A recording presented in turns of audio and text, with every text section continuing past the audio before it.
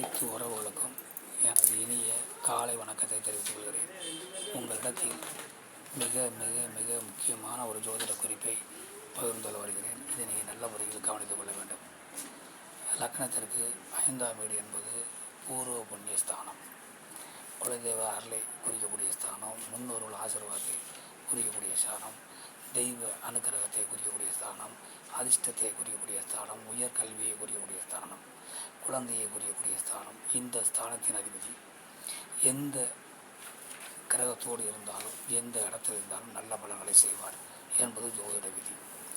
அதே சமயம் இந்த 5ஆம் வீட்டின் அதிபதி லக்னத்திற்கு 7ஆம் வீடான கலஸ்திர ஸ்தானத்தில், அதாவது கூட்டாளியை குறிக்கக்கூடிய இடம், கூட்டு தொழிலை குறிக்கக்கூடிய இடம், பொது சேவையை குறிக்கக்கூடிய இடம், கலஸ்திரத்தை குறிக்கக்கூடிய இடம், வாழ்க்கை துணையை குறிக்கக்கூடிய இடம், இப்படி ஏராளமாக சொல்லிக்கொண்டே போகலாம்.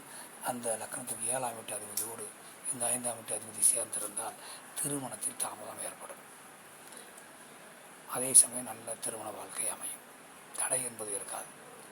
அதே லக்னத்திற்கு 5ஆம் வீட்டு அதிபதி 10ஆம் வீட்டு அதிபதியோடு சேர்ந்திருந்தால் தொழில் வளர்ச்சி காண்பார், பெரிய லாபத்தை அடைவார். அதே லக்னத்திற்கு 5ஆம் வீட்டு அதிபதி லக்னத்திற்கு 16ஆம் வீட்டு அதிபதியோடு சேர்ந்திருந்தால் ஏராளமான லாபங்களை அணிவிப்பார், உல்லாசமான வாழ்வை அணிவிப்பார், அபிலாசையை பூர்த்தியாகும். இப்படி நிறைய சொல்லிக் கொண்டு போகலாம். ஒரு கிரகம் பூர்வ புண்ணியாதிபதி என்று சொல்லக்கூடிய அவர் 7ஆம் வீட்டு அதிபதியோடு சேரும்போது மட்டும் திருமணத்தை தாமதப்படுத்துகிறார். மற்ற இடங்களில் எல்லாம் நல்ல பலன்களை செய்கிறார்.